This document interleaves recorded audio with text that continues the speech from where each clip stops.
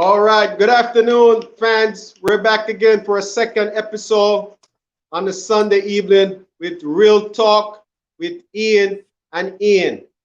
So we just want to let you know that tonight we're back home live in studio, but just want to let you know that our featured guest tonight is currently coming live from Ethiopia, Africa. So it's currently early in the morning, around 3 o'clock, 4 o'clock. So we're going to get all of that details. But welcome again to another episode of Real Talk with Ian and Ian. And again, as I said, we're so happy to come back to you. I'm just going to hand it over to Ian Thomas right as you speak. And my name is Ian Weekly. So it's back to Mr. Ian Thomas right away. Yes, thank you, Ian, and thank you for joining force, with me, Ian and Ian. We put it Ian and the double. And tonight, as we sit here, we are so pleased to bring you guys Mr. Allen, and he will basically tell you more about his brand, about himself. But we just want to let you know, guys, we always be seeking ways and means to bring to this platform someone who is able to inspire, motivate, and uplift. Somebody with a vision, someone that can basically reach you right where you are. Because sometimes some of us may just find ourselves in such a deep spot or a spot of bother. But when you look at somebody who have make it, you can sometimes just look, success always leave a little trace behind. And we always going to be finding people who are able to influence others. And tonight we have here Mr. Allen. And before I even introduce Allen, I just want to say a big thank you to this gentleman. As Ian would have said, he's all the way in Africa, Ethiopia. But to know that, it is almost 4 o'clock. As a nurse, I know you'll be getting your REM sleep at this time of the morning. It's the best sleep, the sweetest sleep.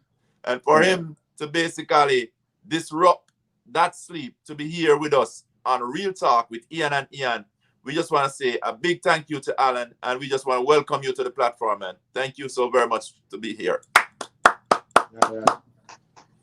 Thank you very much, guys. I really appreciate you guys inviting me. Thinking about me is really is a huge honor, man. Both of you, Ian and Ian. Let me ask you guys a question real quick, man. Why do you guys have the different spelling of the name? Well, Ian name is basically spelled, I would say, the correct way. Most people would have known Ian to be spelled I-A-N, but somehow I've been trying to find out from my mother what went wrong with my name in terms of having an E before the I. And she said to me, Ian, it wasn't my mistake, but guess what? If you remove the E, you're still gonna get Ian. And if you take the I out, you're gonna get Ian. So I guess I was just destined to be named Ian. Well, thanks a lot, man. Both of you guys, I really appreciate it. Again, we're so awesome. That was so awesome. Well, we're so happy that you were the first one started the interview asking us a question. We never have that before. Because I was about to say you guys' names, man, and I was like, wait a second, man, why is it spelled differently, man?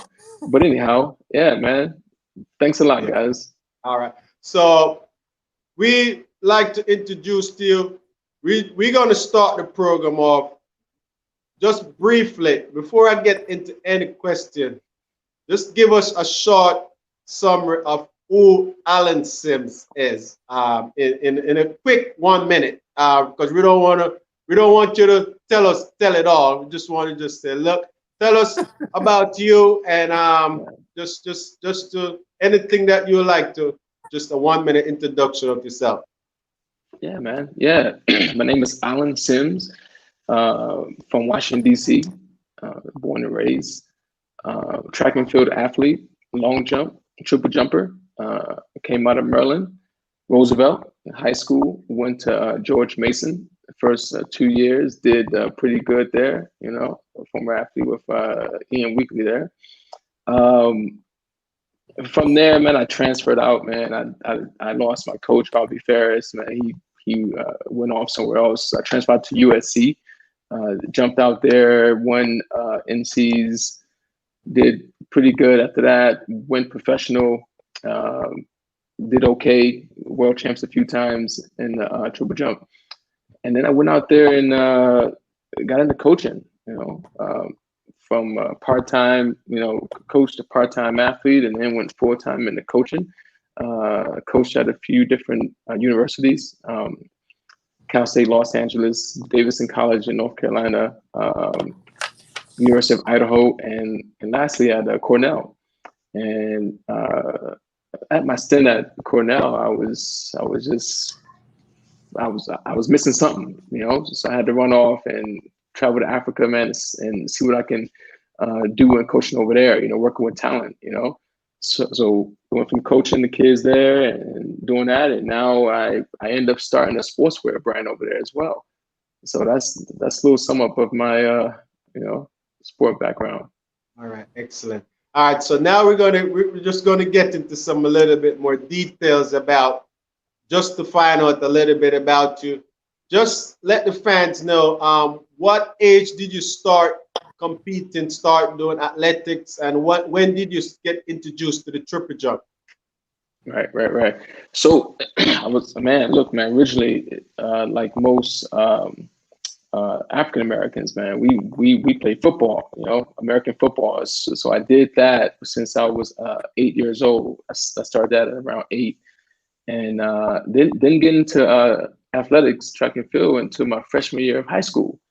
So I was playing football in the fall, and then indoor track, in high school. So I started off actually running, man. They put me in a 800, things like that. I was like, man, this ain't for me. I'm fast. I want to be a short guy. Short, sprint guy, whatever. So during high school, you could just kind of play around and do all kind of events. Coach don't take you really that serious, until you actually take off on something. So my freshman year, towards the end of the year, I said, "Hey, coach, man, I want to do high jump, man. Looks amazing." He was, "All right, go ahead and do it." So I did that, man. I only jumped like 5'10" or something like that, something crappy. But I was also like 5'3", 5'4" at the time, height wise. So it wasn't until the following year, my sophomore year, when I said, "Hey, man, I like this long jump thing. I see it at the track meets, man. It looks a lot of fun. Coach, I want to try this." And he's like, "Okay, go and try that. Go and try that." So I did that. I jumped maybe like 20 feet or something like that, man. And, finished pretty high at the meets, man. And coach was like, "Hey, man, you could be pretty good at this, keep on working out." And we didn't have a coach at the time, really. Maybe a little part-time guy that came here and there. So we were just out there coaching ourselves, So I found myself online, in the library, looking up, training for the jumps and things like that. And that's how I saw the triple jump. I actually saw a video of it when I was researching for long jump. And I went out to the track, that afternoon and said, "Hey, coach, I want to try triple jump." He was like, "Go ahead and try." So I went out there and jumped like 40 feet or something like that. And in high school, that's like a okay mark, So it just kind of took off from there, man. That same summer, I ran summer track, man. I had an amazing coach. The team was Glenarden track and field club team. Did that and just took off, man. I went, to Region 3 championships, man, and didn't qualify for nationals, man, but it was a great learning experience. And then my junior year, I just kind of just took off, man. I took it serious, jumped like 46 feet, which is like 14 meters, and never looked back after that, man. So I would definitely say maybe my sophomore year, around 16 years old, 15 years old, I really got into the jumps, Awesome. So in the sophomore year, you got into the jump. It was in high school. So yeah. Your senior year, your junior and senior year, what did you accomplish in high school that made you stand out? That all these universities, I'm pretty sure you was recruited by many universities. Just tell us, what was your biggest accomplishment? I didn't know if you went to the Penn Relay in high school. You went to the Junior Olympics, and then we'll, touch base about your university. Yeah. So my junior year is when it all just kind of took off, man. I went to that George Mason meet. I think it was like December 5th or something like that, man. It's my first meet of the year. They didn't allow us to jump in spikes, man. So we had to use the indoor flats, man. I don't know if you remember them to compete inside the stadium. So I went there. I jumped maybe like 14 meters my first meet, man. And people were like, "Oh man, this guy, it was top, jump in the region, I think." And then from there, man, I took off, man. I went 49 feet by the time of indoor nationals. And I think, I'm not sure if I won or not. Maybe I won. Man, sorry, man, I can't remember those days really. But I went to indoor nationals up in New York, or was it in Boston? I might have went up there. And then that same spring, man, pin relays, which is, of course, the largest meet, man, for me I've ever been in. I jumped around 15 meters, man. Won that, as well. That was my junior year. And geez, man, after that, man, it just took off, man. I was in all kind of meets, went to nationals, went to junior nationals, junior Olympics nationals. And from JO nationals, we were invited to the World Youth Team, the first World Youth Team in Poland in 1999. So I went there, and that was the craziest experience of my life, man. I've never seen guys my age, jump so far, man. Those Cuban guys, and at the World Youth Games, man, the winner jumped, almost 16 meters. And he was like 16 years old. He's my age. And I'm just like, whoa. Wow. So I came back to school next year. Yeah. I came back to school next year, man, my senior year, man, and said, man, look, man, if I'm being good, man, I got them 16 meters. So that following year, man, I ended up jumping around 16, 20 my senior year in high school, man, and got recruited by all kinds of schools. But I chose Mason, man, in November, early decision time. And I was only a 50. I was only a 49-foot guy at that time, Well, Amazing. Can we get one? Maybe I get one more question because this obviously the fans know I attend George Mason University. Again, not a great decision, great experience. Enjoy my whole collegiate year. Won one NCAA champion there. Set IC4A record, and being so much during the 3 years, I've accomplished a lot. And at the time, as I said, we was hosting mobile invitation. We got big time athlete Michael Johnson, Donovan Bailey, all those guys was coming to our school to run. I remember that. Yeah. All right, and I just want to take this time because for all the people that know that at George Mason, the assistant coach, Coach Dalton Ebanks, he has passed away this year exactly on the last day of pen relays, which is his favorite meet in the whole wide world.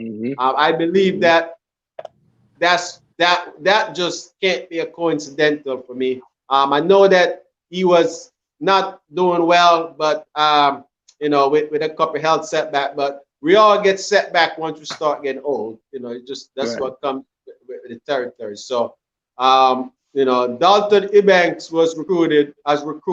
He's one of the, obviously, he's very good recruiting. We have recruit athletes from Uganda, Kenya, Jamaica, USA, Ghana, Budapest, Hungary, Somalia, all over the world. He has passed away. So just want to say that may his soul rest in peace. And just for a little record, just tell us what type of man Dalton Ebanks was as a coach, while he was at Mason. Amazing guy, huge friend to the athletes. He was our biggest supporter. I can't stress it enough, man. Whatever we wanted, he went out of his way to try to get it for us, for all of us. Like, I remember when Robbie left. I'm not sure if you knew Robbie, but he went out of his way to find us a jumps coach, man. He consulted us, man. Hey, man, how's this guy? How's this guy? Getting with the interviews. He's outstanding guy, outstanding coach. You know, his family would be at the track. His son would be there, man, laughing and playing. Man, just a really standout guy, you know. And he'll be missed big time. I just want to say, as I said, I miss Coach Banks. Now, he is the calmest coach that I ever come across in the whole life experience. So, yeah, you know, yeah, Ian. So, just wanted to, I didn't want to miss that out. Good question, man. And you know, I basically say may his soul rest in peace. You know, wherever he is, because as I hear both of you guys speak, you would have speak highly of this coach, this gentleman. Basically, he was more than just a coach to you guys. You know, he was a mentor in himself, in terms of downloading into you guys. You know, and you guys would have been able to take that throughout the journey of life as you guys journey through. So as I listen to you, Alan, in your high school up to your senior, seems like you were having a joy ride along. You know, you were enjoying the sports. I could just see the expression on you as you speak about, you know, your journey as a youngster, you know, navigating, finding what you're good at. Because I know as most of us, we go into school, you know, we're so talented. You know, we just gotta find one place to focus that energy, because we just keep going around. But you know, you seem like you basically found out that you like jumping pretty early. And my quick question to you is that, you know, during this tender or early stage of your career, did you have any scary moment? And I'll tell you why I asked that question. You know, as we were talking earlier, Ian would have told you that earlier I was basically kind of introduced to high jump in school. But what Ian didn't tell you, I actually had a serious accident that actually got me into, I'll say, ICU, you know, critical care. You know, I had hit over the forehead. You know, when you look at me, man, my head was sunk in. You know, it wasn't a pretty sight on that way there. I remember that Ash Wednesday, man. And I was a tough kid. I didn't cry. And I remember they got me off the field and into the doctor. And that was my scary moment that my mother said, that's it with you on track and field all over. Because I went in as a sprinter. But, you know, as you say, you're just trying to focus and direct someone. So I'm just asking, did you have any scary moment along that early stage? Any injury, anything that looked like, you know, wow, this looks serious?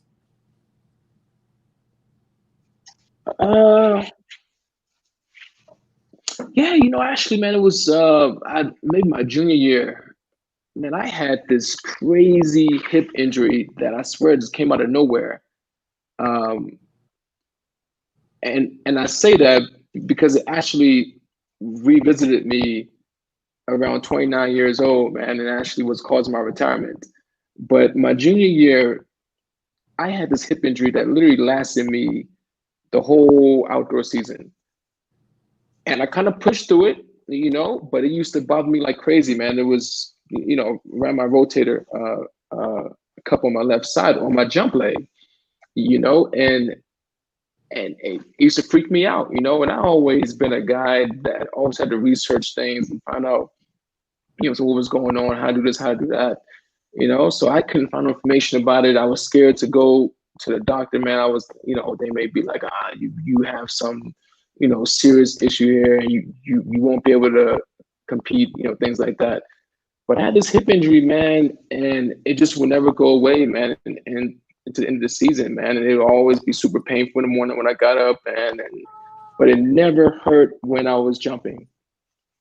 After I was, you know, competing and, you know, body cool down and come back again, it was something, man, because I feel like it went away that summer, and then it came back to me, man, on my last year, man, of competing, and I couldn't beat it, you know what I'm saying, when I was older, you know, my body couldn't get rid of it, man. I had some bone spur thing in my hip, you know, so I don't know, it was just really, you know, freaky and ironic and just weird, honestly, you know, but I always think about that, man, because I told myself, man, it's the same issue I had, man, when I really first started taking off in this sport, you know?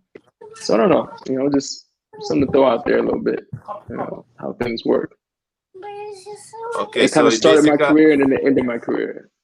wow. But still prove to you that you were a tough kid, because you know you didn't want to go to the doctor. You didn't want them to stop your progress, because I know how it is. You just don't want to Man, hear, oh, I guess don't what? want We nothing. may need Yeah. you to rest.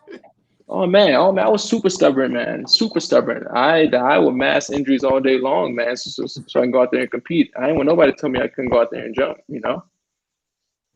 That's the love, man. That's the love for it. Yes, Ian. Thank you. Yeah. All right. So obviously, I know that just want to get for the record straight. So you went to the Penn Relays and won championship of America in the high school division, right? You know. Yeah, man.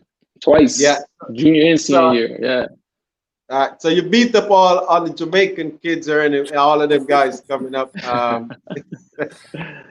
Yeah, Well, man. Look. You know, man, we never really trusted them guys back in high school, man. We'll see them. They looked all old, man. You be like, man, this dude like 20 years old. You know. So you know, they come in with these marks. I remember this one cat, man, and in fact, I remember he went to TCU. At later on, I competed against him, man. But I think he had a mark of like 50 feet, 51 feet, something like that. And I was like, oh man, this guy, he's going to try to come here and try to move up on me. So you know, I looked at him. I was like, man, this dude looked like he's 25, man. You know, he's warming up, man. He's doing drills never seen before. You know, he's bounding, boom, boom. I'm like, oh man, okay, here we go, man. I'm a competitor, man. I was like, hey, you know what, man, I'm about to get up in this dude right now. So you know, he ended up doing well, but I jumped like 51.11 or something like that. You know, it was 15.70, something like that, man. Did a pretty well, we want good, to man. Shocked you congratulate you, guys. man. Definitely Yeah. big congratulations. Championship of America. You know, that's big. Typically, I just know that you could have gone to any school after so much accomplishment thing. But as I said, you chose George Mason for your first half of your career. Just tell us a little bit about during the time when you was at George Mason. What did you enjoy the most? Competing while it was there at George Mason. I chose George Mason. Loved it there because of the diversity, man. When I went on a school visit, I loved the fact that it was people there from all over the world. You know, a lot of Jamaicans, man. You know, just that. I'm a huge guy diversity. You know, that's kind of why I'm here right now in Africa. But you know, my experience there was great, man. It was amazing, especially my first year, man.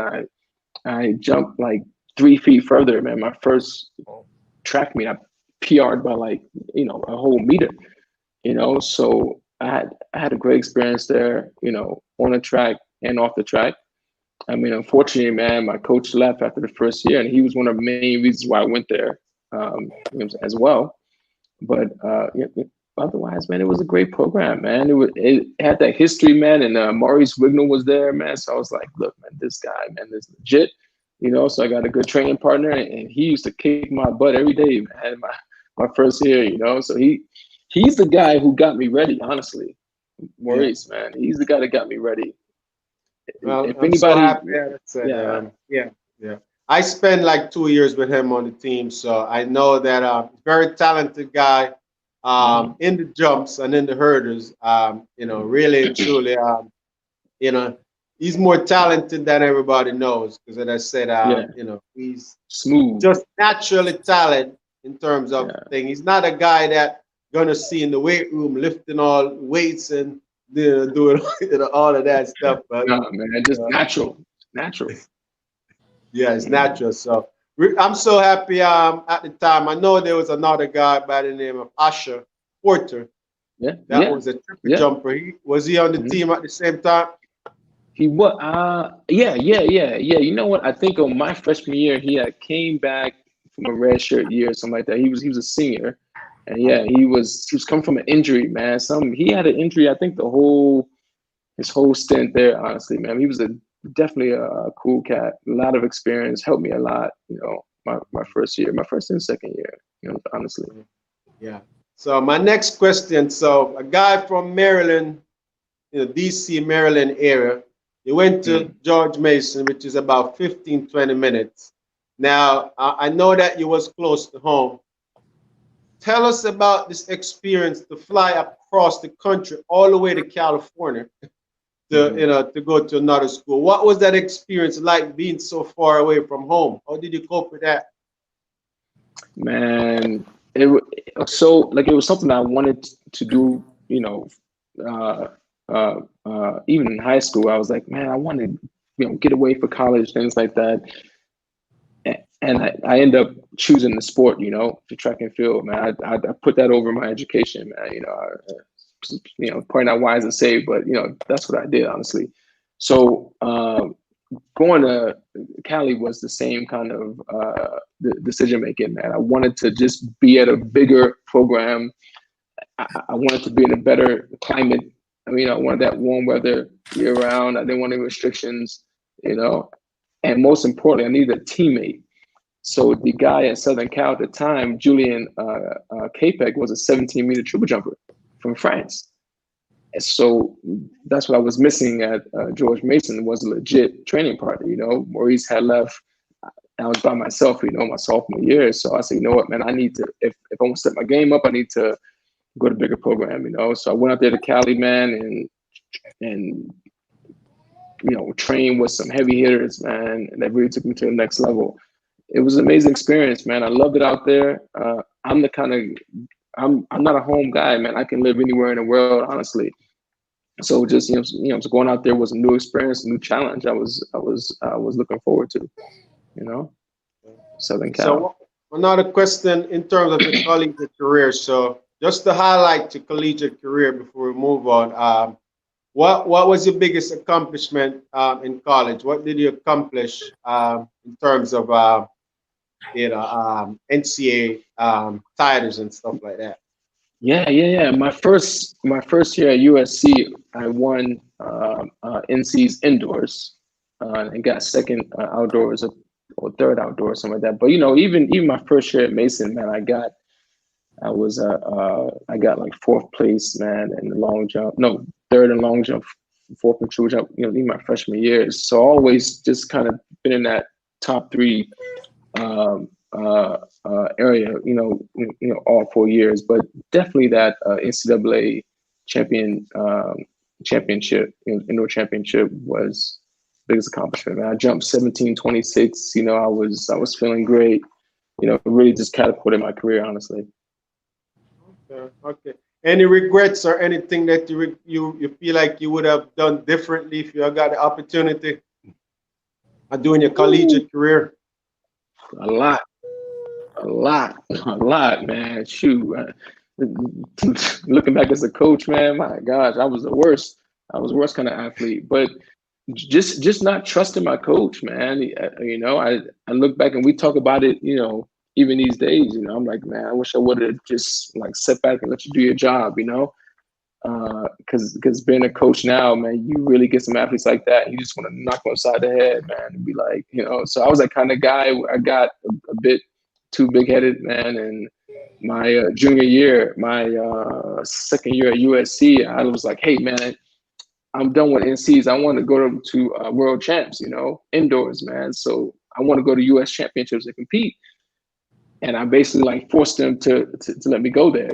I went there and I won US champs indoors, but I end up bruising my heel. And this is 2004. This is a Olympic year. Now, granted, I just came from Paris. It was in 2003. The year before, I jumped 17 meters multiple times. I was feeling great. Had the A standard. So 2004 was going to be a big year for me, I was thinking. So going to US indoors, I end up bruising my heel pretty bad. Still went to world championships. It was on a bruised heel because I wanted to just go there. My coach was like, don't do it. You got to rest. You got a season. This is Olympic year coming up. I didn't listen to them guys. So anyhow, that heel bruise just ruined my whole outdoor year, man. I couldn't even really compete at US trials that summer. And it was my biggest regret, man. Definitely. All right, Ian. All right, Alan. Listening to you, basically, you had a passion for the sports. You had a love for the sports. But I know, Right. behind every great man, there's either a strong lady, a strong man, somebody that is pushing you. So basically, my question to you is, who was the person behind you? Who was your driving force or your why? And also, who was the person that you were looking up to, aspiring to be? Because most people, they look up to someone, but sometimes we have somebody who is behind us that we can't fail this person. This person believe in me, and therefore, guess what? That's the driving force. Or you had a why. So I just want to know. Yeah. My driving force was my kids. I had my daughter in 2005, and she was that inspiration for me. I remember my senior year in college. When she was first born. She was born in May, and nationals is in June. I'm just thinking to myself, man, I'm trying to win this for her. I'm trying to go out there and do it for her. So my whole professional career has been, doing it for the kids, man. I wanted to leave something behind for them to look up to. And then the guys I looked up to, Jonathan Edwards, Ivan Pedostro, those just legendary guys to me, man. I'm talking about, man, watching their videos every single day, trying to be like them. Oh man, I have a story to tell if we have time a little bit later. Go ahead, man. Go ahead. Yeah, right. So my first world championships as a senior was in Paris, and I was a last minute addition to the squad, man, because I was fourth at U.S. Nationals, and the third place guy had got injured. So I went to Pan Am Games in Dominican Republic, and then my season was done. And these guys had called me up in September, about 4 days before Paris. It's like, hey, we want you to come, to Paris for World Champs. And I was like, really? Okay, let's go. And school's about to start and everything, and so I go over there and go. And anyhow, man, when we got out to the qualification rounds, guess who I see? I see Jonathan Edwards, man. And he's in my flight, and I'm just like, man, I'm just shocked. I'm watching this guy do everything. I'm watching warm up, jog, the drills. I'm copying him with these, like, I'm that young guy. I'm at world champs. I'm sitting there looking at the other guy, like, I'm just shocked. I only care about my stuff. I'm just like, man, whatever. So anyhow, man, we get out. Let everybody know who's Jonathan Edwards, because the people that listen, they might not be following track, so they might not know. To just tell them why you look up to this man so much. Jonathan Edwards is the world record holder in the triple jump, 60 feet. He's the guy everybody wants to be like, and most importantly, he was a guy that had a long-standing career, man. He jumped until he was like 36 years old. He jumped almost 18 meters at 34 years old, so he was one of them guys that just everybody looked up to, So he was an amazing cat. So anyhow, we get out to the stadium. I'm looking around like, oh, this is crazy. So normally, like so what I'm used to is the guy, calls the official. He calls out, "Hey, Alan's up. Somebody on deck and somebody in the hole," like that. So I was kind of waiting for that. I'm kind of, man, we supposed to be starting by now. What's going on? So anyhow, man, I'm looking at Jonathan Edwards, and Jonathan Edwards looking at me. I'm like, whoa, he's looking at me. Oh, damn. So then he looks at me, and then he points at the board on the infield, and I knew that I was the first one up because I saw the standings, but I was waiting to be called. Alan, you're up. So he looks at me and I'm looking at him, and he points to the board, and there's my name, and I'm up.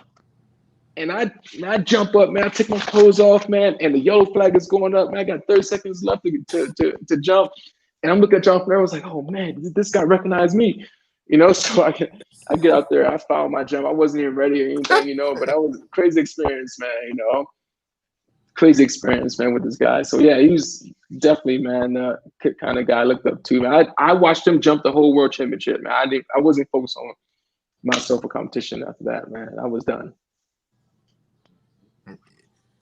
your inspiration was right there before you. You know, like close up, you can't believe it that you're right here with this man. You know, I could feel you.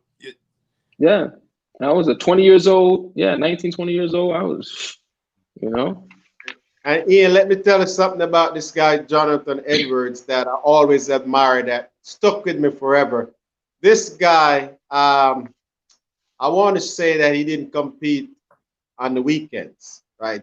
Yeah. He was a religious guy, and he believed that if he competed on the weekend, he was compromising his faith. You know, so for many years, he would have missed out on big diamond, golden league meets and all different meets that was going on. If they're scheduled on the weekend, he would not go. It doesn't matter how much money he was getting, you know. And at the same time, he was getting good performance.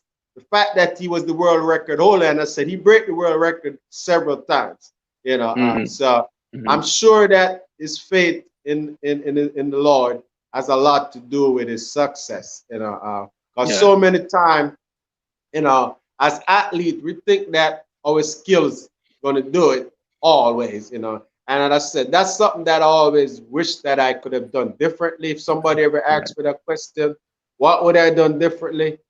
It wouldn't have been nothing physical, because I was so physically ready to run and beat anybody in the world. But the mental standpoint of it was where I could have got better, because what I thought was strength, you know, I think that if I listen to some music that get me aggressive, you know, that it will it can transform on the track. Yeah, right. Now that I'm in a position, I realize that strength is not like that. You know, strength is not how aggressive you are or how angry or you communicate with people. You know, because you got all different people, got all different strategies. You got some people that they're loud before a race, and you got some people that are calm. And you got some people are serious, and you got some people that laugh. You know, and at the end of the day, it's just what you're most comfortable with in terms of how you believe in yourself, you know, in terms of how you're going to perform to the best of your ability.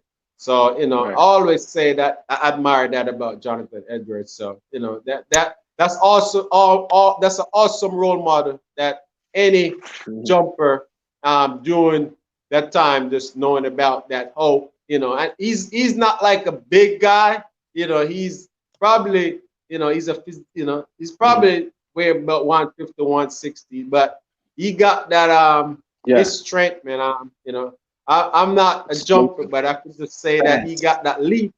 That you know, he has, you know, he got that. He got the technique down to all of that. So that's awesome. So just all of that experience. I know that after college, you know, just tell us, what did you study in college, and how long did you compete professionally after your college career? Yeah. So I studied art and design, more so, you know, graphic design, digital imaging, you know, website, Photoshop stuff. That's what I did in undergrad. And I competed. I went, let me see, 2005. So I stopped in 2012 after getting revisiting that injury I had back in high school, man. And I knew I wasn't gonna make the team. You know, I said I'm done. You know, pushing. You know, I was 30-some years old. So I had a good stint, I think, man. I want to say a good 8 years, man, of competing professionally, traveling, across Europe, across the world, competing. It was amazing, man. All right. So during your professional career, just tell us a little bit about what country did you enjoy the most, and where did you make your best performance? A performance that you always enjoy. It's not necessarily winning, but you just know that I had a great jump. Tell us about that, and then what country did you enjoy competing the most? I want to say I enjoyed Brazil, man. We went. Maybe you compete there, man. Down they had that series, man. Where you go down there, you stay for like 2 weeks. They got like 4 or 5 meets lined up. That was an amazing experience, man. I really loved that down there, man. They really took care of us. They really just put on a great show, made us feel welcome, man, and just made sure like everything was taken care of. I didn't have my best performances out there, but that's like definitely, every year I love to kind of go back there, man. I remember the Pan Am Games were there and Rio, so that country knows how to put on meets. My best experience, man. I mean, my most memorable performance as a professional had to be, I would say, in Morocco. I went to a meet there in Rabat, and there was just I felt amazing. I mean, I won the meet. I didn't jump, like that far. I jumped maybe 17 meters, something like that. But it was just that was a meet where I felt like I could probably jump 18 meters, man. It was just one of them days where you just feel amazing. It wasn't a lot of competition. It wasn't a huge crowd. It was just one of them times. I'm sure, Ian, you have felt this many times as well throughout your career. Just like one of them days we just feel like, man, I'm ready to pop off. I'm ready to. If that was me at World Champs, I would have won or got like top 3 at World Champs. So it's one of them times where you just feel great.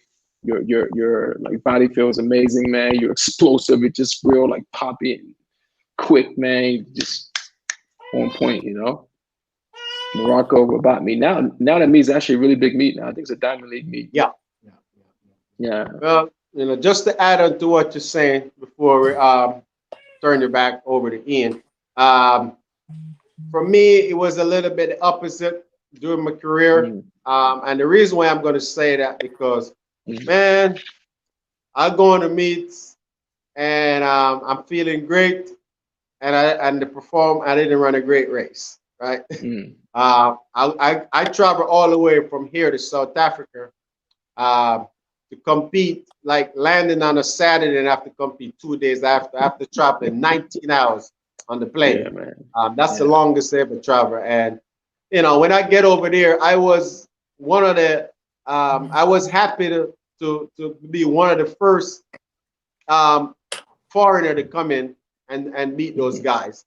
And the first meet I ran, I was still tight, but I was able to finish 3rd, and it gave me hope. I got a massage from a guy named Tarzan, and that guy, he pretty much loosened my body up, and he said, "Man, you're gonna win this race this weekend." He said, "Your body." I mean, I never seen, and that's why I have a lot of respect for people that do massage work and chiropractic work and things, because sometimes, man, that it's just like your body, they hit the spot. You just know when somebody just. Sometimes you get massage and you get work on and it didn't help you because the wrong thing was done.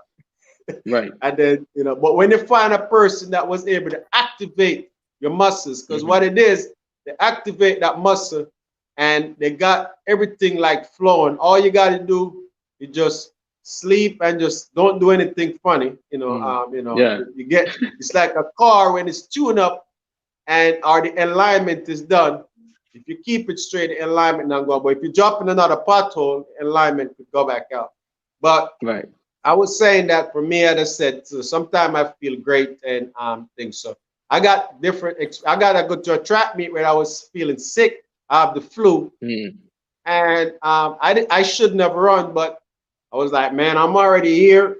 They're paying me some appearance just to run. So even though I'm not feeling well, I'm just going to push this through because, as I said, I just want to get paid. I can't run, so and I go out there and surprise myself. I feel bad when I was running, but the result, the time impressed me. I feel horrible. So the point that I'm making in life and in sport, sometimes sometimes it's how you overcome the thing and make the victory even sweeter. You know, Right. if everybody that know, I know people that go into a race nursing an injury, and they said they couldn't have run and they go out there and win the race. I mean, it just you know, there was like 50%. But because track is a mental thing, nobody knows what you're going through. We try to keep that as a secret. I'm not going to tell a guy that my right hamstring is hurting me, but I will warm up, obviously apply some additional, if I got to do heat, stretch it a little bit more, give it a little bit more attention, so we can we can use it, so that's awesome, man. I believe that we could stay all night here talk about the track and field career, but of course. we know that time will pass on and we're going to move on. So before we move on, I'm going to show this video of what we're going to talk about next. And Ian, when we come back, he will open up. We're going to talk about this brand. So we want to show a video of this brand that you created, and then we're going to talk about it. So here we go. They tell me to be ambitious, but not too ambitious. Successful, but not too successful. Be married by now, have a family. But what happens when dreams clash with expectations? Now is not the time to have doubts. Nina zawadi, nina nguvu, nimekuwa hapa, nimejitayarisha. Ni wakati yetu. This is the moment I define my life. This time, I choose my dream. Take the leap. Use your gift.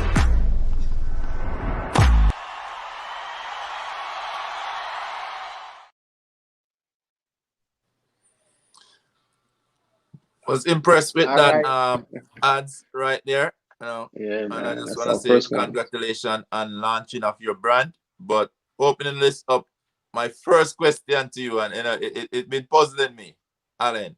I say, of all the places to launch a brand, why Africa? Strategically, man. I mean, the way I see it, if you look at American history, you look at what those immigrants were doing in America 100, 150 years ago, the land of opportunity, everything. That's how I see Africa right now. I see it as a place where it's just ready to just pop off, man. It's land of opportunity. A black man could go there, man, and do whatever he wants to do if he has, it in his mind, and heart. So that's how I see it, So I was like, man, look, man, starting a brand in the U.S. is been there, done that, man, a million times already. There's nothing new about it. There's nothing new you can bring to the table to anybody, honestly. So visiting Africa, just as soon as you touch down, man, you feel it. You're like, man, there's so much that can be done here. There's so much I can do here, in sports and coaching and business. So that was a no-brainer for me, honestly. All right, so now that we say you went off to Africa to launch your brand, could you just tell us a little about this particular brand and why in this particular field? Right.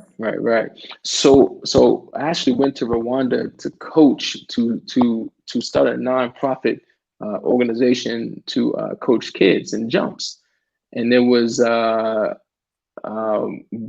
we were looking for young talent to help the federation to help the country produce better athletes, better jumpers. So the word for talent is Impano in Kinyarwanda, in the local language of Rwandese people.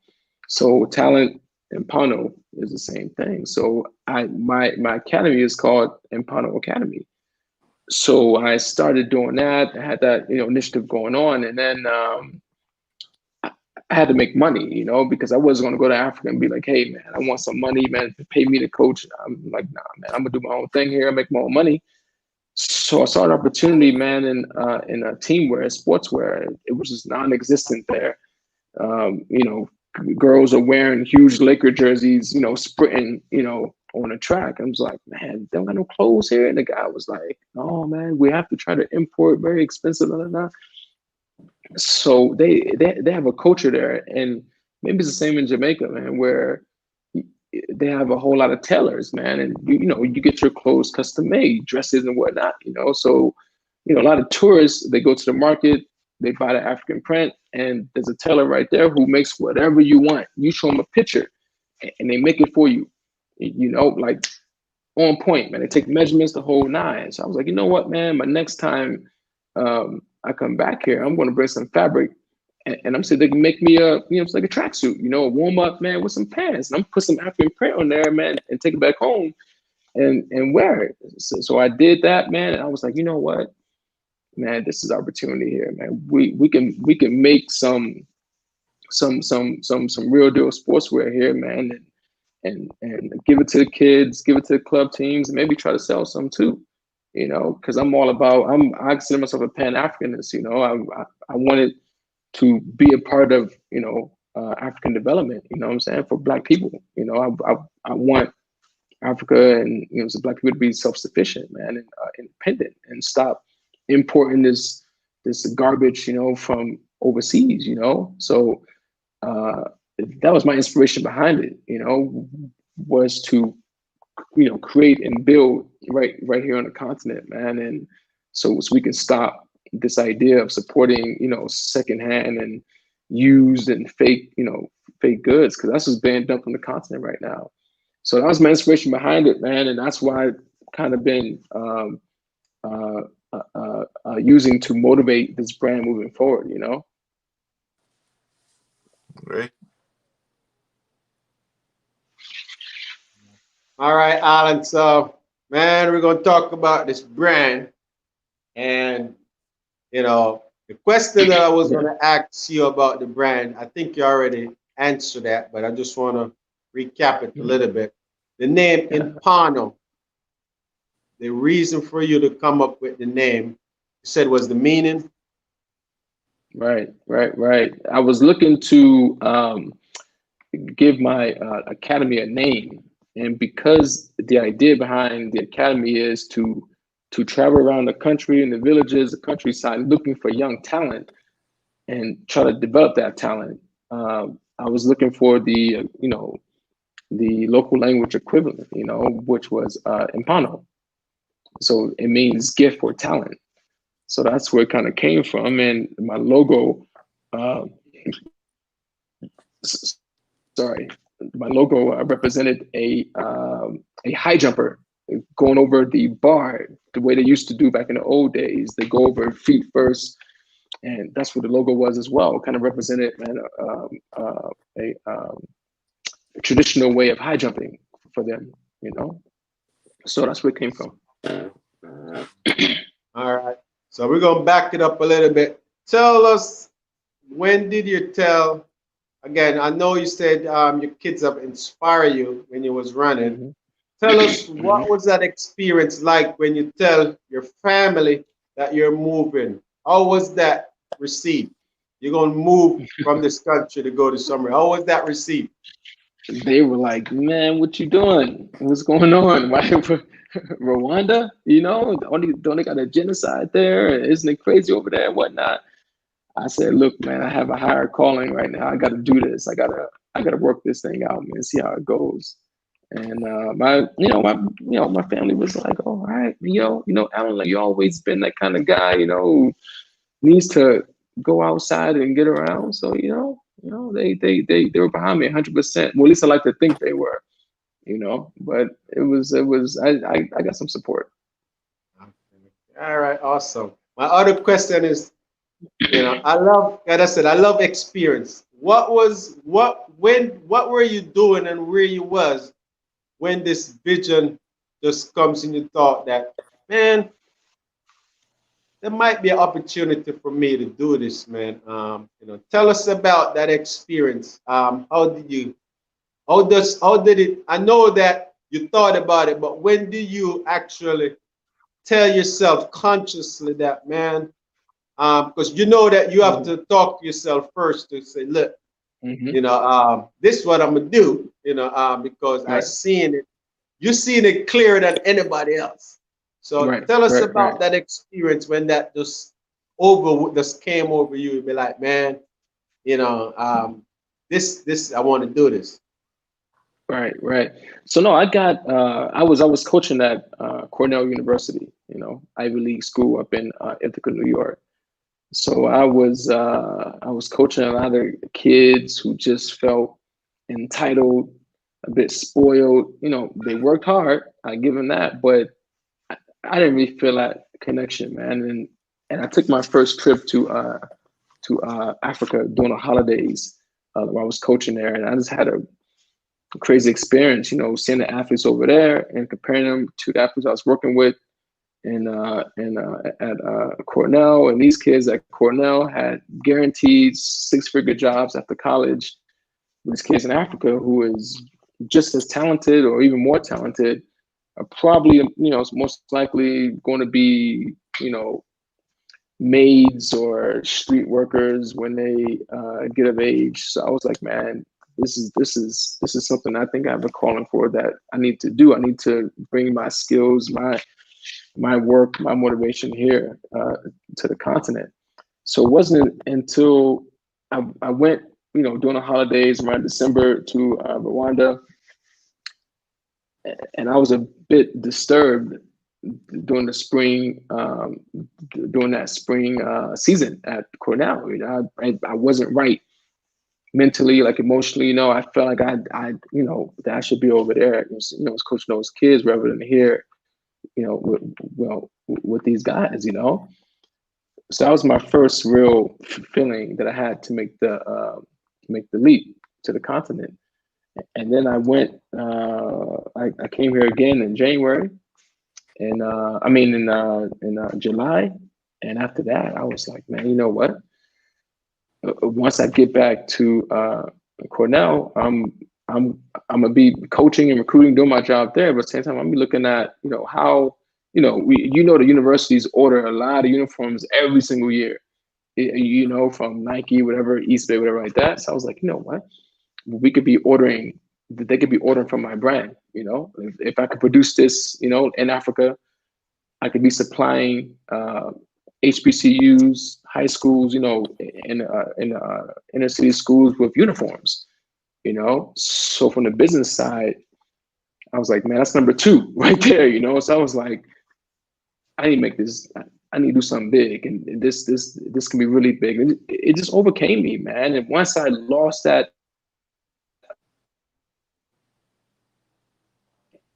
Awesome. With coaching at the NCAA, then I said I need to stop. I need to go, man, because I'm not even doing these kids here like any justice, man. Like being here physically, but not being here mentally, Well, yeah. Makes sense, yeah. Well, we see that you're a guy that you got to be, passionate and connected to what you're doing. Based on the conversation and how you feel about whatever you're working, it means a lot to you. Tell us a little bit about how did the people of Rwanda and the government and all of them receive you? You knowing that you're coming in as an entrepreneur. How did they see you the value in you when you come over? Rwanda is probably one of the only countries that's really just business friendly to foreigners. This is the only country that you can come in as a foreigner, and even from where you are right now in the States, you can register your business online from the States, from Jamaica right now. And it'll be registered, you know what I'm saying? Like in the system, you can go there and get a business license. It's already ready for you, So that was one of the huge pluses about, Rwanda was, you can go there and just set things up really quick. So it meant the government was really, trying to encourage, investors and foreign entrepreneurs, things like that, So that was very supportive. And then they had a policy for made in Rwanda, right? So basically, like when you make your, like your products there, when you manufacture your products in Rwanda, you get certain kind of incentives, tax breaks, So one of the hugest benefits of doing business in Rwanda was not being taxed on your raw material imports. So like for me, that's the fabric, because normal tax is like 55%. So, that's why a lot of people are selling Nike stuff 3 times the cost you find in the States, is because they tacking on the shipping and taxes for importing. So yeah, man, the government, man, is amazing. In Rwanda, they're super supportive. They really want you to succeed. And if you're doing something that promotes the country and makes the country look good, they really get behind you, man, and try to push you forward, Okay, Alan. So I listened to your story earlier. You're passionate about your sports. Then Yeah. basically in terms of education, you're passionate about the art in terms of graphics and everything. So earlier I did not hear you mention anything about being an entrepreneur. But all Yeah. of a sudden in this segment, we're seeing the rising of a young entrepreneur with a great vision. Where did this entrepreneurial side of you came from, and what birthed it? That was a survival instinct, man. And Africa is tough, man. And, it's still, a lot of poverty. Not a lot of money circulating around. It's like you're finding in the States or in the West. So you can't come here and expect handouts, expect to be like paid some top salary. These guys ain't like that here, man. So you need to have a backup plan for how you're going to survive and live here. So that's kind of where it came from. It wasn't really a long time dream of mine to be a business owner or to own a brand or be an entrepreneur. I never saw myself as one, and I think that's kind of like ingrained in our American culture. You get so used to just working for somebody else, just leaving college and getting a job. Not a lot of people are thinking about starting their own business. I think now it's starting to pick up a lot of steam and popularity in the States, but that's not how we were raised, honestly. So I never really thought about it, man, and until I had to solve a problem, and the problem was how I'm going to make money.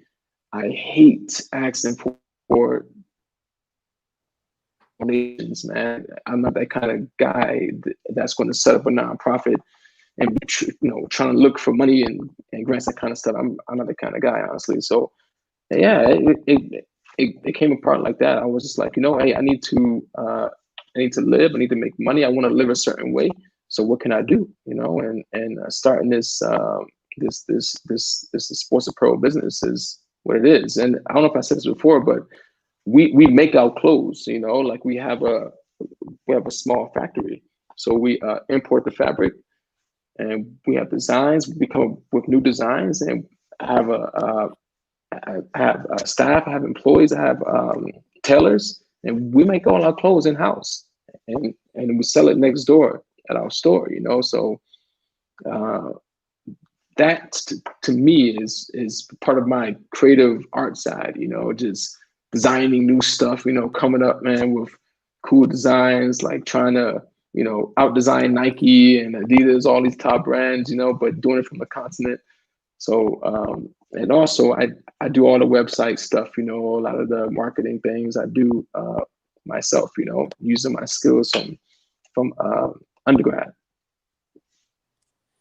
Okay, a lot there. Thank you for really highlighting us on that. So the next thing I want to say to you, basically, my field here is nursing, because I've seen your transition. You're transitioning from sports, art, which the art had played a great part now in your brand. But say I am transferring now from nursing, becoming an entrepreneur. Right. I'm about to launch a brand myself. So what I would like to know from you, what are some of the challenges you had to overcome, to basically bring forth this vision to the platform? Because most people, they see when they say when the plane is land, they didn't see the navigation that you had to go through in the sky when you gotta make it through the clouds and the turbulence and all that stuff. You land and everything is good. Everybody see this part. They see you, they welcome you, but they didn't know when you had that fear. You're like holding on for your life. So now. So could you just tell us some of those challenges that you had to really overcome to get the brand where it is right now? Man, looking back, it's a lot of challenges. But at the same time, I'm a competitor. So I looked at these challenges as something I need to, fight and overcome and solve. But one of the main things, there's a few, major challenges, but one of them was just lack of team, no partners. I was rolling solo, and now looking back, man, I took the long way, basically, man. I tried to do everything myself, and I thought that I could start a business and run a business alone and just hire people, because I was thinking like an artist, like a freelance guy. I was like, oh, let me just make some clothes and sell it. And that's it. So I didn't really understand there was a whole business management, side behind that, man. A whole back end, accounting, finance, taxes, how to manage a business, like how to manage your employees, human resources, all that stuff I knew nothing about. I didn't even think about that until it was kind of, like late, man. We already started making money and everything. And I'm like, man, oh my God, I got to pay people, I got to do all this kind of stuff. So learning how to run a business, man, was a huge challenge, man. I was trying to recruit people. I was trying to get friends from the States to come over, man, and help me out. They were like, nah, I'm good. Man, Africa is not me. So that was a struggle.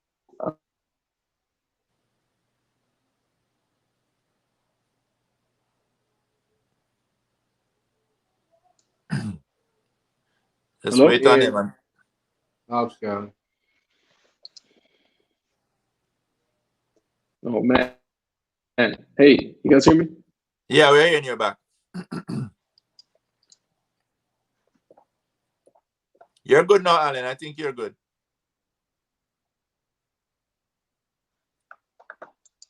Yeah. Hey. Yeah, we're here now.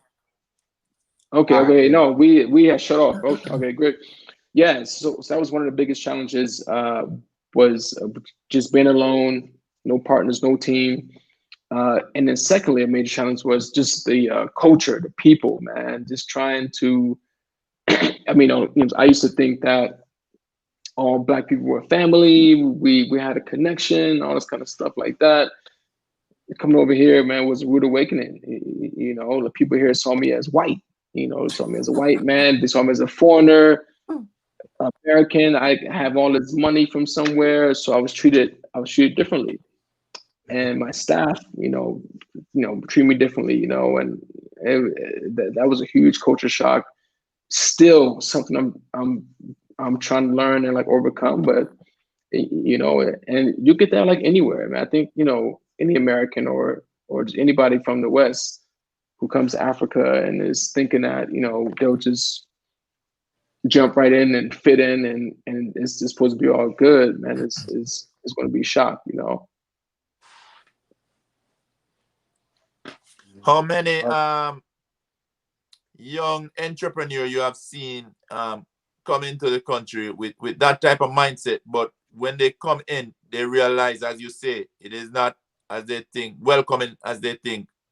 Are they still there trying to fight it, or are they just run for it? They roll out, man. They roll out. They give them like 6 months and they out of there, man.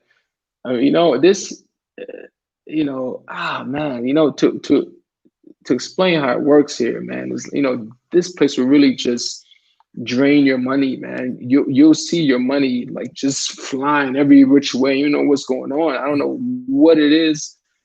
And it's crazy, man, because the cost of living is so low. And it's amazing how your money just leaves your hands, man, so fast, man. I mean, people live off of $100 a month here, and they seem happy, they seem fine, but to try to live off of $2,000 a month, yeah, shoot, because it's that American mindset, man. You know, we spend on this, we buy this, you want to go out and eat. So we, to do business here, like you have to adapt, to the culture, man, to the environment, man. You have to think like them in order to really survive here. There's no credit. There's no credit here, man. Like, if you want something, you got to buy it. If you want a nice car, you got to save your money up and you buy it with cash, and same with a house, same with everything, same with your electricity, like your water, you buy it first. And then when it runs out, you got to buy more, but in the States, it's total opposite. They give you all this credit and, you just end up in debt, but here that's not how it works, man. There's no debt. They don't allow you to have any credit, All right, Alan, while Ian think about his next question, I know at times the internet goes out. So what I really want to have you do is to let our audience know where they can actually source your goods. How can they find you, support you, basically, just in case the internet goes. In the meantime, Ian will think about the next set of questions for you. Yeah. No, definitely. Yeah, it's like 5 o'clock here, so people are waking up, which means they're gonna start jumping on the internet. It's gonna slow us down a bit, but we have a website. It's impanosports.com. There you can shop online. You can see what we got. Place your orders. You can pay PayPal, Visa, MasterCard, everything. On social media, we're Impano_sportswear. There you can see a lot of our styles, things we've been doing for the last couple of years. You can follow us, social media. Facebook, same thing. You can follow us there. We do worldwide shipping. Great. And how long would it take for it to get into the States here? Say I need something from your brand here. How long would it take? Yeah. Right now, we're looking at 3 to 4 weeks. Things are a bit slow because there's only one flight that's leaving the country every week, which is on Saturday. So we have to produce the clothes first. We don't keep much inventory. We actually make it, it's per order. So we give it a good week and a half for production, another week and a half to 2 weeks for shipping. All right. In that, quickly, just tell us what make your brand different from any other brand that will wait for it on this side. Because I know the brand is good, but just tell the audience why, it is worth the wait. Yeah. We customize, we make our clothes in-house. Black people, African people, all right, we're not shipping it in from China, it's homegrown. And I think we got a good story, man, to tell, man. You know that your money is going to like supporting, people on the continent, Black people, Black tailors, man. That's where your money is going. Thank you. Ian? All right, awesome. Man, I'm so excited to hear about the brand. I mean, I'm loving it. So, I'm into athletics, and I'm into as they call it is what they call it, sports manufacture equipment, wherever it is. So, right. So tell us a little bit about your store itself. I said, you got a manufacturer. When was that established? How long are you in business right now? We are going on 3 years in November. And man, hey, we started in a small room, one machine, one tailor, because that's all I knew. It's just I need to buy a sewing machine. I probably need to buy a automatic one. And I found a tailor, at the market who agreed to just come and help me make some clothes. So we started with that, and this is way before we even had a store. We just had a little spot, man, where we just started learning how to make some clothes. And I say we because I was there. I was right there with them, cutting the fabric, and learning, man, on YouTube, and like telling them how to. Hey, man, you should do it like this because on YouTube the video says this, and language barrier, man. You know, I'm trying to communicate. I had to hire somebody to come and translate. So we started with that, man, and we now we have a larger store and a separate store, and then and next to it we have a production site with 7 machines, printing equipment. We do own printing as well. The logos we do ourselves. Everything. We have designers now, tailors, store reps, sales, marketing, the whole nine. Now we're around 12 workers now, pushing it through. So for your company, is it all local based people work for you now? All local. That's right. Okay. All Additional, all Rwandans. local. Okay. So tell us how much growth since the 3 years are coming up. What growth did you experience in terms of your business? What type of growth did you receive? Yeah, I mean, we went from all right. So we started exploring how to make the clothes in around October. By December, we had won an award for best exhibitor at a expo, a local expo. It's called the Made in Rwanda Expo. By the time I had around 4 tailors and just myself, we didn't have a store yet. We just had when we made the clothes and finished it, we just put it like on our wall to kind of see it and just had it up there, and people would just walk in from off the street and, oh wow, you guys make this here? Oh yeah, okay, how much is this? And I'd be like, I don't know, $10, and just start selling like that, really. And I made sure that I told all our customers that this is new, it's a new project that we're doing, and I'm giving this to you because I want feedback. I want you to tell us, how it is. Like, does it feel good? How does it last? If it starts to rip or tear, just bring it back and let us know, so we can improve on our products. So for the first year, I was doing that. Like if people would come in, and we started doing some small little marketing, like things. We set up the Instagram, set up a website just to kind of show people what we're doing. And, so people started coming in. So like our goal was to make around, if we can make $20 a day from selling clothes, we're good. It'll pay for everything. I think I had, I invested enough to take care of the business for about 6 months. So I said, hey, you know what? For like 6 months, if this thing doesn't work, I'm going to just drop it, leave it alone, and keep on moving. But man, look, man, like on like the 5th month of doing business, man, we got a school to the school that came in, and they liked some of our shirts and our pants, and we're like, hey, I want to order this for like our whole school. And I was like, yeah, okay. And they said, hey, man, can you get the fabric? And I said, yeah, definitely we can. So they said we got 2,000 kids. And they want a whole uniform, a sports uniform, a school uniform. I was like, yeah, we can do it.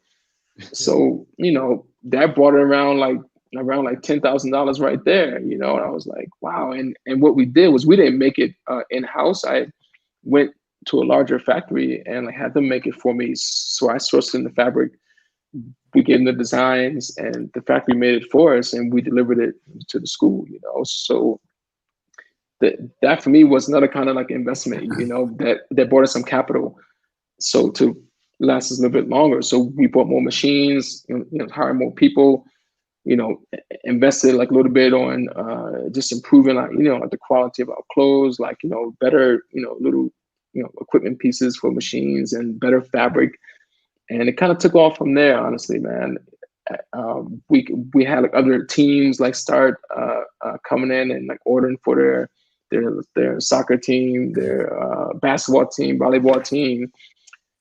It kind of grew from there. So like all them kind of large orders, it just ended up giving us more capital to just grow the brand. And now we're making around $200 a day.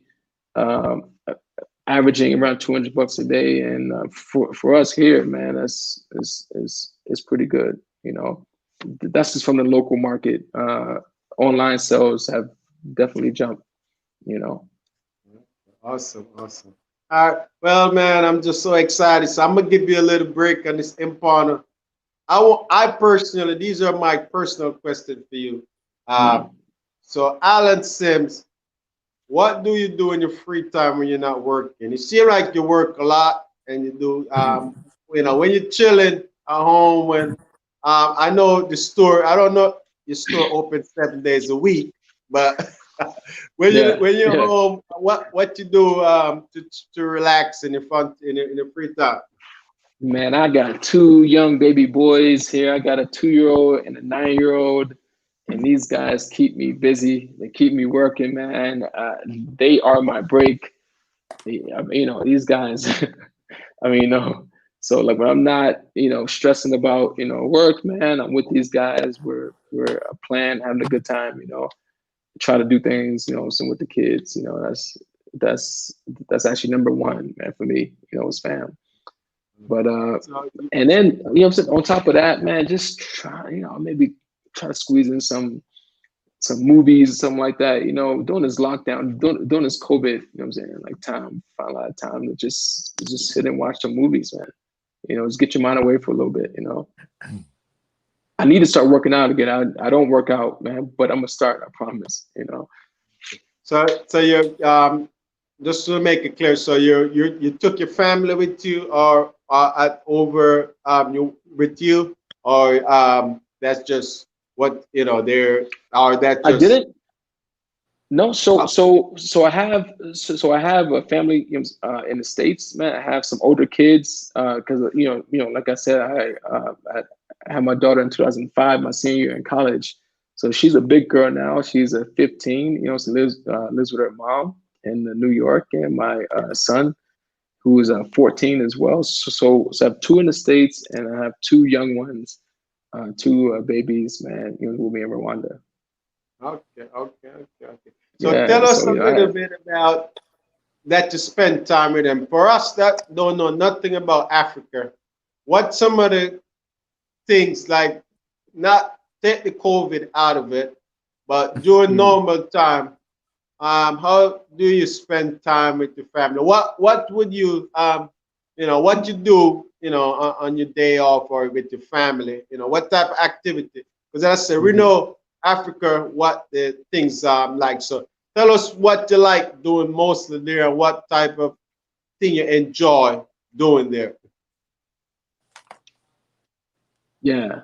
You know, we love to find time to just get outside the city, go out to the countryside, go to the lake, you know, just like relax a little bit, man. That's just to get outside. You know, here in Africa, man, I'm sure it's probably like Jamaica.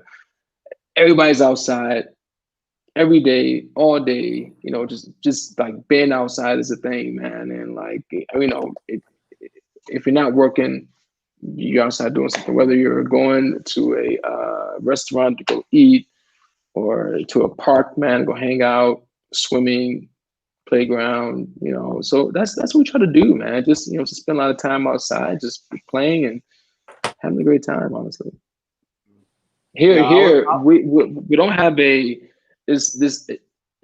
landlocked, so there's no, you know, no like ocean, beaches, things like that. So like we have a couple of lakes, and we have a national like park that has lions and stuff, you know, and elephants and giraffes. So we try to go there a few times out of the year, you know, and hang out. Yeah, awesome. Yeah, I just wanted to see. So just to figure out, I want to get back to we know that you're in your business in Rwanda. You told us you're in South Africa right now. Can you just let the fans know, and the people that are more interested in your brand, you know, what's your motive in Ethiopia right now? Yeah, so I am preparing to expand on production, and also try to enter this very large Ethiopian market. we're planning to make some specific sportswear for athletics, for track and field. So we are targeting some of the young athletes here and trying to get them geared up, in Impano and to do some marketing and do some trials with the clothes on that we're making. And also just, some normal, sportswear for the local market here. So I'm exploring different ways of production. For the clothes for here and abroad, because one of our issues now is production capacity and skills. Here in Ethiopia, they have a lot of universities that are focused on fashion design and apparel development, things like that. So I'm looking to recruit some talent in that field to bring back to Rwanda and help us here as well. But yeah, this is kind of establishing a wider branch here. Yeah.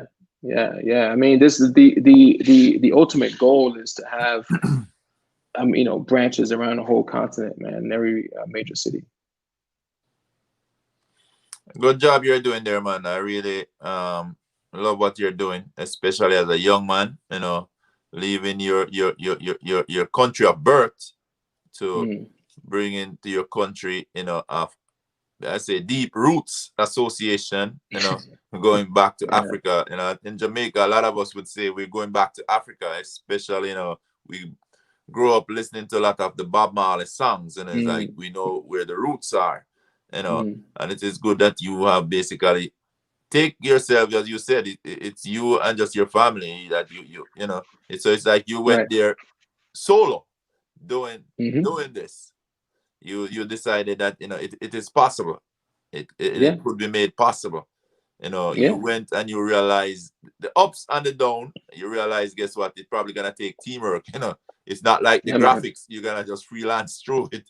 You're gonna really build a team, and it is good to see that you're building a team. Now you're going out and you're even scouting in the wider market, because as I can see, you have a great passion for what you're doing, and your vision is pretty big in terms of growing this line and this brand over there in South Africa. And I just want to say that, man, I'm proud of you, proud of the work that you're doing, and I'm gonna personally wish you all the best in that endeavor. And on this side, whatever we can do, man, to help you get the brand back here in the USA, we are willing.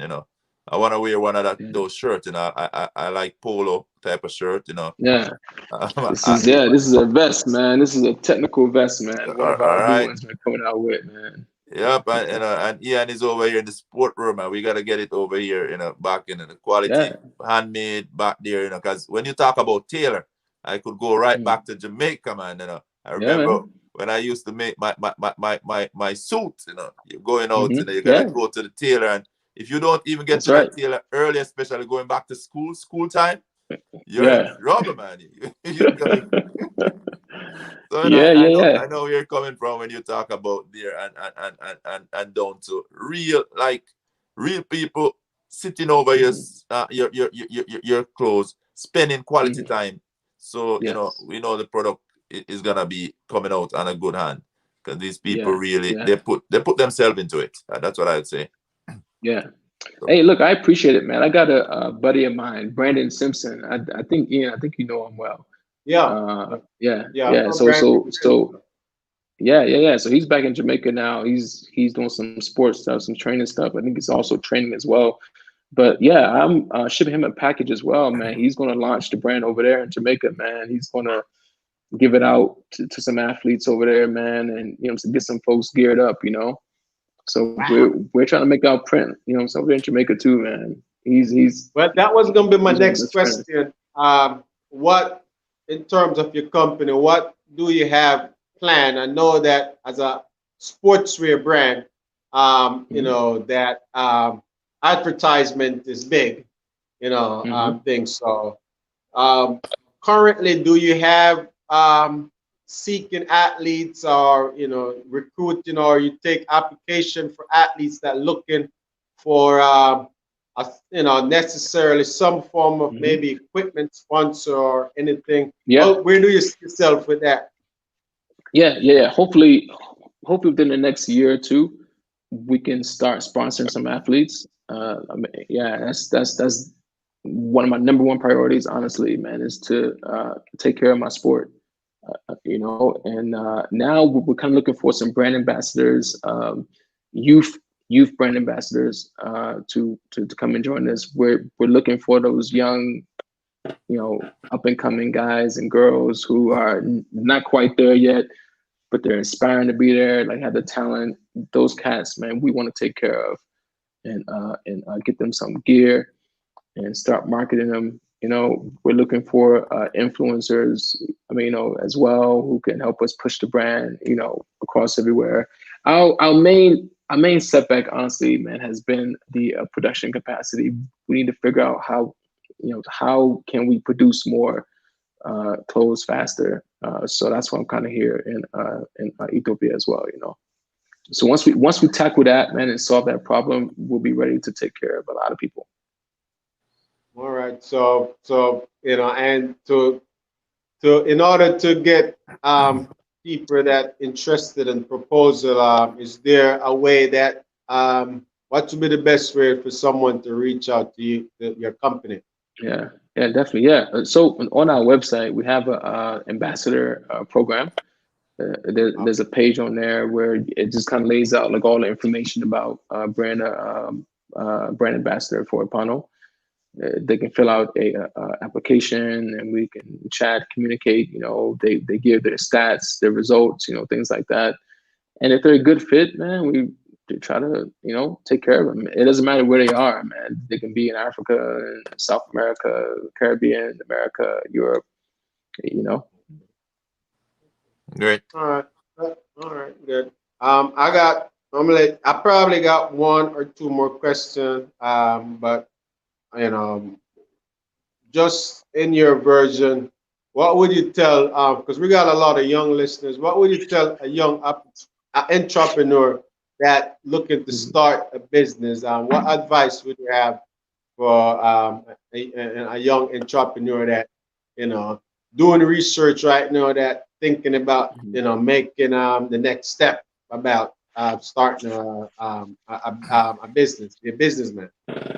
Yeah, for me, from my experience, man, it's about having a passion to solve a problem.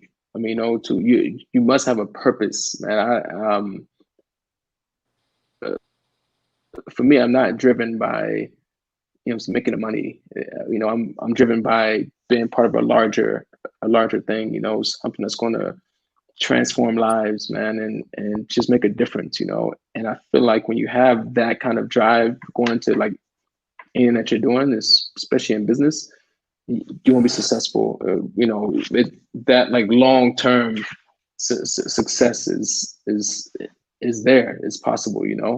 A lot of guys, they come to Africa, they're looking for quick fix, quick turnaround, man, and they set up something real quick, real big and fast, and it doesn't take off, man. But when you have a purpose and a story behind what you're doing, and you develop that, man, I think it has a deeper root, deeper impact, man, and it's going to last a lot longer, and it's going to grow. It's going to slowly just keep growing. So that's what I would just recommend or advise. We have an idea. If it's something that's going to serve the people or transform lives, it's going to be a success, man. Guaranteed success.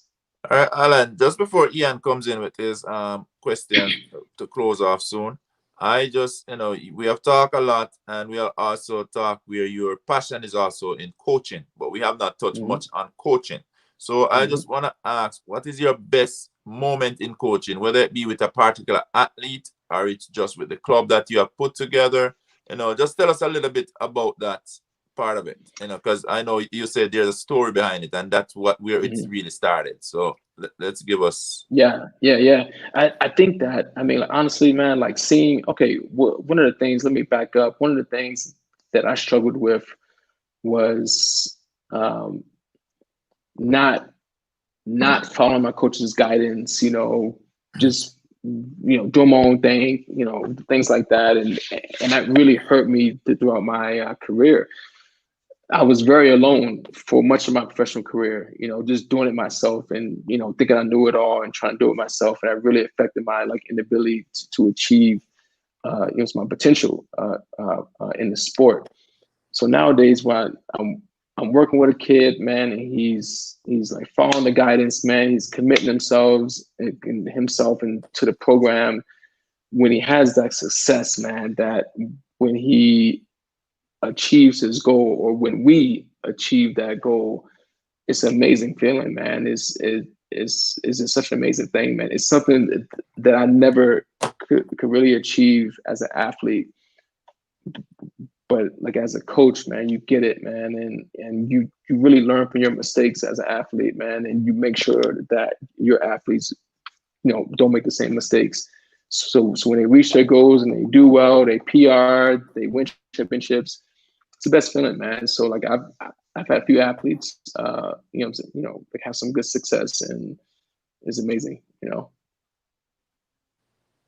Thank you for shedding some light on that for us. Really proud of you again, man, in every aspect. You're living to the fullness of your potential. All right. And I say, this is my last question. As I said, obviously, we believe that you are an inspiration and a success. I believe that you're on your way to greatness. So, one of the things that we're trying to do in this program is, we, just by our knowledge, we try to, find people that we know that inspirationally they're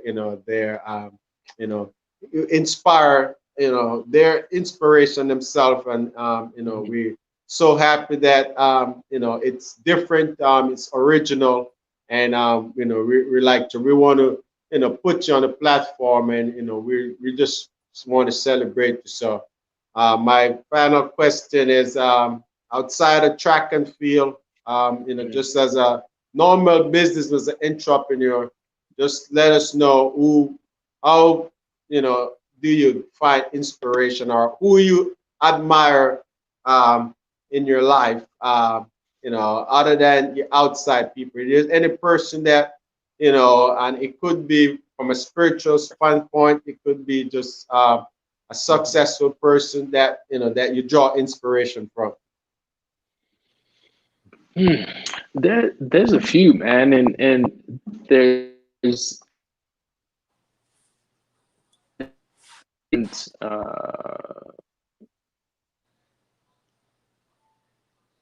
are we back? Yeah.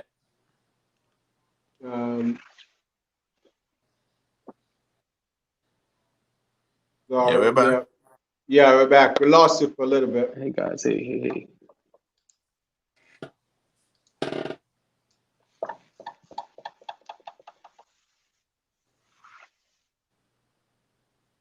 Hello? We got you. Okay. All right. Yeah, no. So there's definitely just been a few people and experiences and things that have truly inspired me on this journey. I would say the one thing that has kept me focused and inspired is the people I'm serving.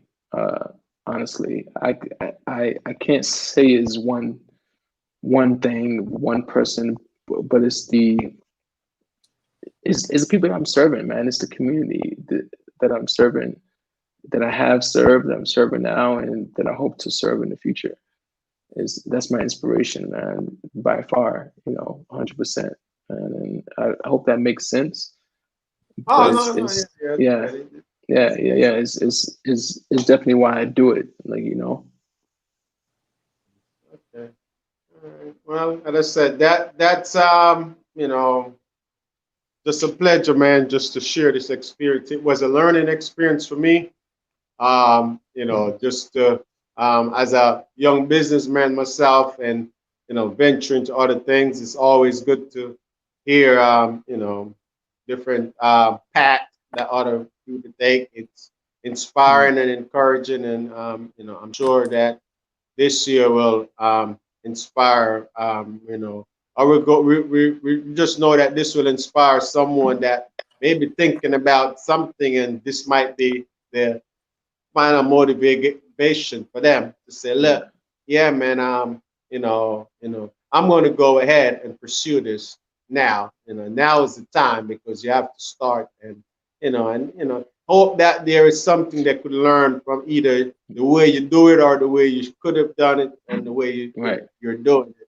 We just hope that somebody could learn. So for Alan Sims, in this business, track and field career, businessman, obviously I'm doing good.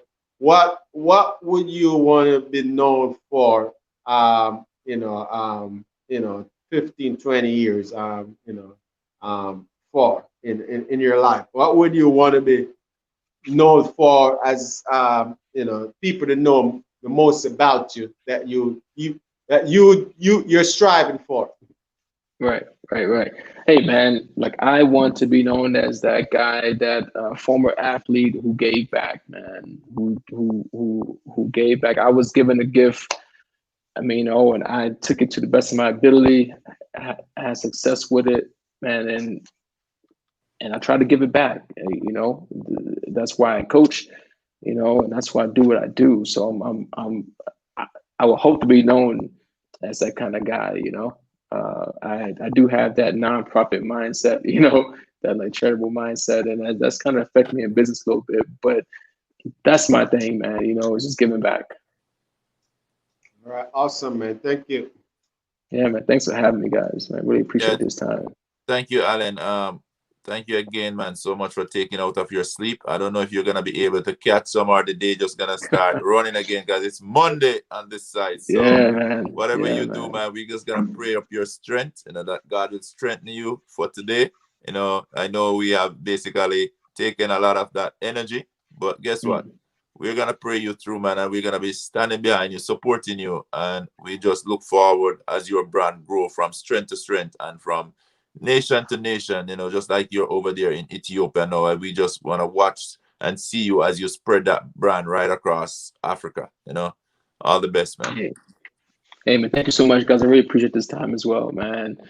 God bless you guys, man, and really, really, really thanks for having me, man. I hope that this conversation is really going to make a difference, man, in somebody's lives, and get them on board and inspire them to do something big. Blessings.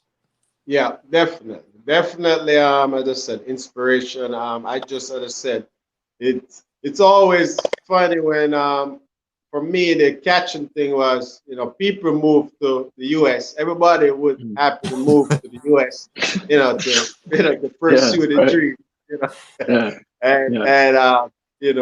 You're here, and it's the same thing. I don't see anything different from it, but it's just because it's not done a lot. That's why it seemed like that, oh man, people are coming here for a better life, and you're going, you're going somewhere for a better life and a better career. Man. Yeah. Hey man, you guys should really visit. I don't know if you've been over here yet, but just try to visit, man, Rwanda, man. It's a really nice place. The quality of life is amazing. I really encourage you guys to come visit Kigali, Rwanda. Ian gonna put it together, man. He has some plans to drop. I am impressed. I'm gonna, I'm just trying to get into Africa, period. It's highly on my bucket list. I've been to South Africa, but I want to get down to, obviously I want to get down to Ethiopia. It's highly on my list. Kenya, Ghana, those part, because as I said, the way we grew up, we have a lot of, especially from Jamaica, we have a lot of cultural thing that was originated from Africa, and I would like to see how these things were started and how they was originated, just to it would be a great experience. I probably would just amazed to see. You may move. I'm probably going to see. Yeah. It's man. It's a motherland, Yeah, man. You got to come, man. I encourage, man. If you got an idea, man, if you got skills, man, bring it here. I got some Africa needs ideas it. and some skills, man. We may be working together on that side. Don't worry. Hey, listen, man. The Let me bring continent this needs little it. one here. Yeah. Come here. All right, my friend. So have Hey, a great he's bringing night, a man. turkey. Before you go, here's my Hey, drive, man. This is one of the two. So hey, she's my wife. Say hi, Alan. hey, you. Hi. Yeah. Hey, how are you? I love the pit, party of the rainbow. I Okay. love the button of the beat. Oh, she's. The bus, the bus, I don't know, it's a no that I do. Me, I have fire. Oh, she's singing a song, reggae song, man. Chops. Sing. I the bee. She's just 2 years old, man. She's amazing. She is my drive. She's my wife. You know, we were told that we'll never have kids. Really? And she's Wow. basically a miracle. 21 years before she came into this world. Wow. Wow. Didn't She's daddy amazing. having a Amazing. miracle? I Yes. wish mine was here, man. Mine are back in Rwanda, but they'll be here in a few weeks. So keep things You love going, mommy, man. you But love they're a that. blessing, man. They're a blessing, true blessing. Yeah, I had a pacifier. Yeah, but pacifier, what you doing with a pacifier? Yeah, pacifying practice wounds. You know, pacifying plastic spoons. Where you guys are you in the States as well? Yeah, Ian I'm in Thomas? West Palm Beach, Florida. Okay. All right, you down there chilling. All right. Tell him where you live. Tell him where you live. What's your address? 40 Mm-hmm. 90 Mm-hmm. Wow. Winnie Parkway, Mm-hmm. West Palm Beach, Mm-hmm. Florida. Wow. How old is she again? 2 years now? Yeah, she could quote scriptures, man. Say the books of the Bible for him. Jeez. Mm-hmm. Exodus, Mm-hmm. Leviticus, Mm-hmm. Numbers, Deuteronomy, Joshua, Judges, Ruth, Wow. Samuel, and baby brother. All right. Woo. This is amazing, guys. Here's my little great. inspiration. Scriptures. You quote scriptures, yeah. Wow. All right, close it with prayer. Pray for them. Pray. In the mighty name of Jesus Christ, to the corner of your head, to the very sole of your feet, in the mighty name of Jesus Christ. Bless you all. Wow, Amen. guys. Wow. Yep. She's a miracle, man. She sure is. Nikki and I is in daddy hand, yeah. Daddy hand had a miracle. Yep. Wow. She's amazing. She's amazing. All right, Alan. So we'll wrap this thing up. I'll send you some information on the link so you can share it. When you get it. This broadcast is live on Facebook, but I'll send you the YouTube and I'll send you an audio version of podcast. So you can share it with your friends and family.